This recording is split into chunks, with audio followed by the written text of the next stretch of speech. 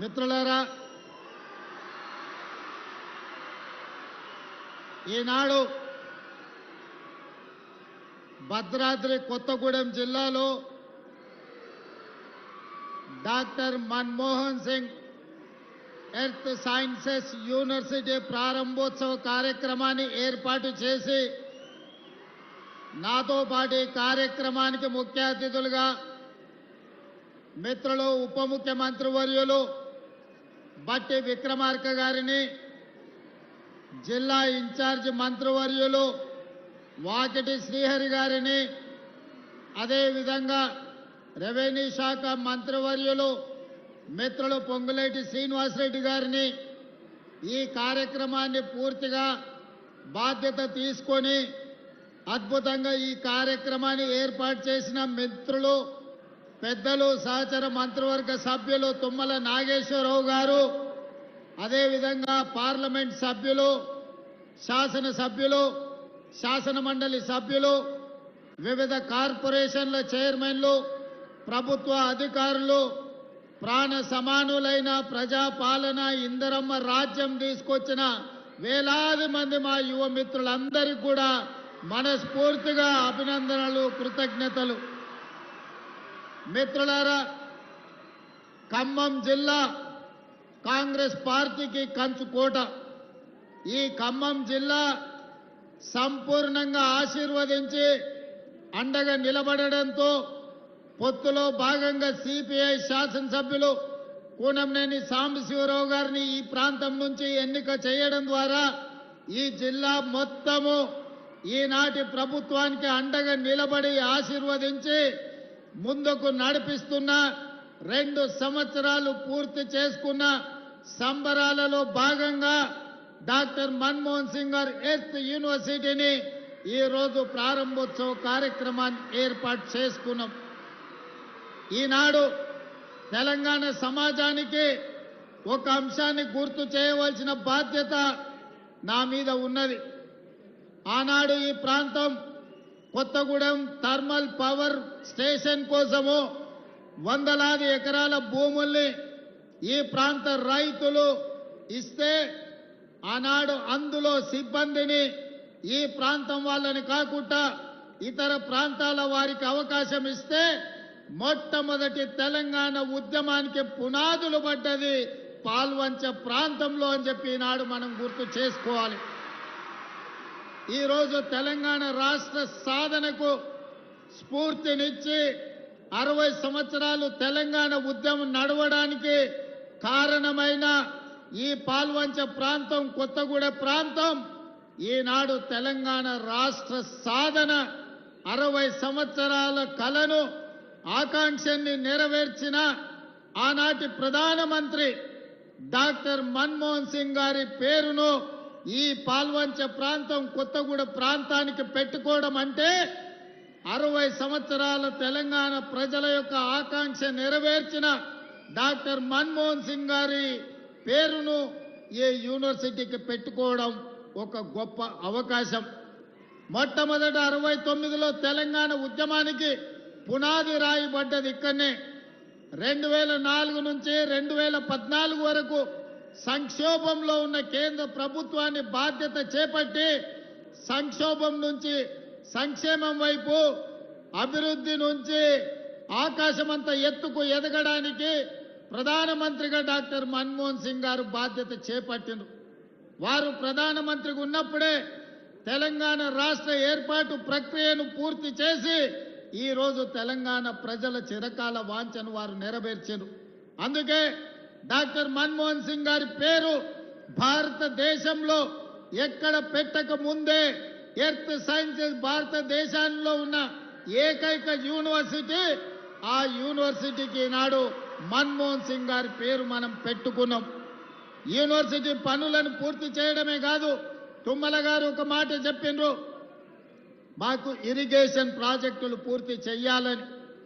భారతదేశ మొట్టమొదటి ప్రధానమంత్రి పండిట్ జవహర్లాల్ నెహ్రూ గారు స్వతంత్రం వచ్చిన తర్వాత ఈ దేశంలో ఉన్న నిరక్షరాస్యత, ఈ దేశంలో ఉన్న ఆకలి కేకలను చూసి ఈ దేశం అభివృద్ధి పదం వైపు నడవాలి, ప్రపంచంతో పోటీ పడాలి అనంటే ఎడ్యుకేషన్ అండ్ ఇరిగేషన్ పాలసీని అడాప్ట్ చేసుకోవాలని ఈ రోజు భారతదేశంలో గొప్ప గొప్ప యూనివర్సిటీలు ఎన్ని ఉన్నాయో వాటన్నిటిని ఆనాడు మొట్టమొదటి ప్రధానమంత్రి పండిత్ జవహర్లాల్ నెహ్రూ గారు ప్రారంభించినవే.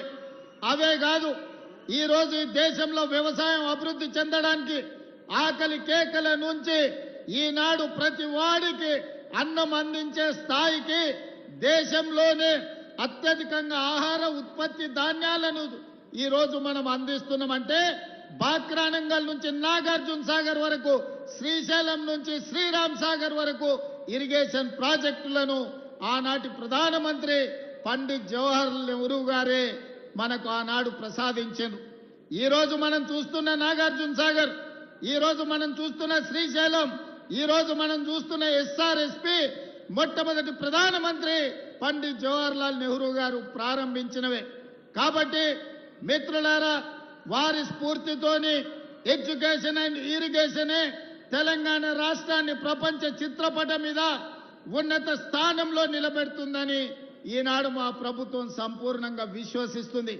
దానికోసమే ఎడ్యుకేషన్ ఇంప్రూవ్ చేయాలి, ప్రపంచ ఖనిజ సంపద మీద పరిశోధనలు జరగాలి, ఈ ప్రాంతంలో ఉన్న అపారమైన ఖనిజ సంపద సింగరేణి కావచ్చు, ఇతర ఖనిజ సంపదను గుర్తించాలి, సింగరేణి లాంటి సంస్థల్ని పెంపొందించాలి అనంటే ఎర్త్ యూనివర్సిటీ కొత్తగూడెంలో పెట్టాలి అని ఈనాడు మన ప్రభుత్వం నిర్ణయం తీసుకున్నది. ఇవాళ అందుకే మీకు మెడికల్ కాలేజీ ఇచ్చినా, మీ ప్రాంతంలో ఎడ్యుకేషన్కి సంబంధించి ప్రతి నియోజకవర్గానికి young India integrated residential schools ఇచ్చినా, మెడికల్ కాలేజ్ ఇచ్చినా, ఎడ్యుకేషన్కు సంబంధించి ప్రతి అవకాశాన్ని ఖమ్మం జిల్లా ప్రజలకు అందించాలన్న లక్ష్యంతో ముందుకు వెళ్తున్నాం. ఇదే కాదు, ఈ రెండు ఎక్కడ కూడా తెలంగాణలో రెండు నదీ జలాలు వచ్చేది చాలా తక్కువ. ఒక పక్కన కృష్ణా నది జలాలు, రెండో పక్కన గోదావరి జలాలతో ఖమ్మము బీళ్లు తడవాలి, ఖమ్మం జిల్లాలో పంటలు పండాలి, సిరులు కురవాలి అని మీ ప్రాంత ప్రాజెక్టులను పూర్తి చేయాలి అని మన ప్రభుత్వం నిర్ణయం తీసుకున్నది. సీతారామ ప్రాజెక్టునే కాదు, ఈ ఖమ్మం జిల్లాలో ఉన్న సాగునీటి ప్రాజెక్టులు 10 సంవత్సరాలు నిర్లక్ష్యానికి గురైనాయి, అవినీతికి లోనైనాయి. కేసీఆర్ ఇంట్లో కనుక వర్షం కురిపించినాయి తప్ప ఖమ్మం బీడు పొలాల మీద నీళ్లు పారలేదు. అందుకే ఈనాడు మిత్రులు బట్టి విక్రమార్క గారు ఆర్థిక మంత్రిగా, మిత్రులు పొంగులేటి శ్రీనివాసరెడ్డి గారు రెవెన్యూ మంత్రిగా, తుమ్మల నాగేశ్వరరావు గారు వ్యవసాయ శాఖ మంత్రిగా తెలంగాణ రాష్ట్ర ప్రభుత్వానికి నేను ముఖ్యమంత్రిగా ఉండొచ్చు, కానీ ఈ పాలనకు ఆయువు పట్టైన శాఖలన్నీ ఖమ్మం జిల్లాలోనే ఉన్నాయి. బట్టి విక్రమార్క గారు, తుమ్మల గారు, పొంగులేటి గారు అనుకుంటే ఈ ప్రభుత్వంలో జరగనిది ఏమీ లేదు. ఖమ్మకు జిల్లాకు ఏమి కావాలనో మీరు అడిగిందే తడువుగా మీ నిధులు అనుమతులు మంజూరు చేసే బాధ్యత నాది. అందుకే మిత్రులారా, వాస్తవంగా తొందరగా రావాలి, మీతో మాటలు పంచుకోవాలనుకున్నా, కానీ హెలికాప్టర్ సమస్య అందుకే ఆలస్యమైంది. కానీ ప్రజలకు రేషన్ కార్డు ఇచ్చినా, ప్రజలకు సన్న బియ్యం ఇచ్చినా, ప్రజలకు ఇందిరమ్మ ఇండ్లు ఇచ్చినా, మా ఆడబిడ్డలకు ఇందిరమ్మ చీరలు ఇచ్చినా, ఏ ప్రోగ్రాం అయినా ఖమ్మం జిల్లా నుంచే ప్రారంభించుకున్నాం. ఖమ్మం జిల్లా మంత్రులే నాయకత్వం వహిస్తున్నారు. ఈరోజు వ్యవసాయానికి, ఈరోజు ఇందిరమ్మ ఇండ్లకు, ఇందిరమ్మ చీరలకు నిధులు, రేషన్ కార్డులు, సన్న బియ్యం అన్ని కార్యక్రమాలను కూడా ఈ ప్రాంతం నుంచే ప్రారంభించుకున్నాం. భద్రాద్రి రాముల వారి సాక్షిగా ఖమ్మం జిల్లాను అన్ని జిల్లాలతో పాటు అభివృద్ధి పదం వైపు నడిపించే బాధ్యత నాది, నా మంత్రివర్గ సహచరులది. మీరందరూ ఏ విధంగా అయితే అండగా ఉండి ఆశీర్వదించినరో, 2 సంవత్సరాల క్రితం మీరు ఆశీర్వదించి ఓటేస్తే ఆ ఓటే ఆయుధంగా మారి ప్రజా పాలనను అందించి ఈ రోజు ప్రజలకు మంచి పరిపాలనను అందించడం. మంచి ప్రభుత్వం ఉంటే ప్రజలకు ఇందిరమ్మ ఇండ్లు వస్తాయి, ప్రజలకు సన్న బియ్యం వస్తాయి, ప్రజలకు ఉచిత కరెంట్ వస్తుంది, ప్రజలకు రేషన్ కార్డులు వస్తాయి. మరి ప్రభుత్వం ఉన్నా సర్పంచులు మంచోళ్ళు ఉండాలి. మంచోడు సర్పంచ్ లేకపోతే, మంత్రులతో కలిసి పనిచేసేటోడు మీ ఊర్లో లేకపోతే, ఆపుకో ఫుల్లుకో మందుకో ఓటేస్తే గ్రామాలు దెబ్బతింటాయి.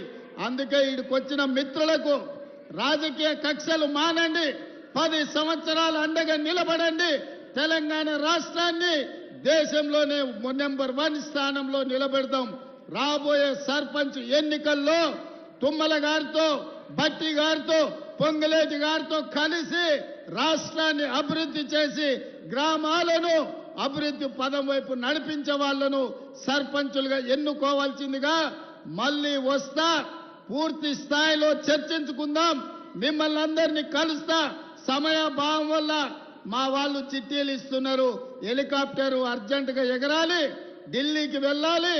ఢిల్లీలో రాహుల్ గాంధీ, మల్లికార్జున్ ఖర్గే, ప్రధానమంత్రి నరేంద్ర మోడీ గారిని తెలంగాణ విజయోత్సవాల గురించి, తెలంగాణ సంబరాలు 8, 9 తారీఖు నాడు తెలంగాణ రైజింగ్ గ్లోబల్ సమ్మిట్ గురించి ఆహ్వాన పత్రికలు ఇచ్చి రాష్ట్రానికి సంబంధించిన అనుమతులు అడగడానికి ఢిల్లీ ప్రయాణం చేస్తున్నాం. కాబట్టి మిత్రులారా, మన్నించి సెలవు ఇవ్వాల్సిందిగా మళ్ళొక్కసారి మీ దగ్గరికి వస్తా. ఖమ్మం జిల్లాను చూసినప్పుడు నా గుండెల్లో సంతోషం ఉంటది. ఎన్నిసార్లు వచ్చినా అదే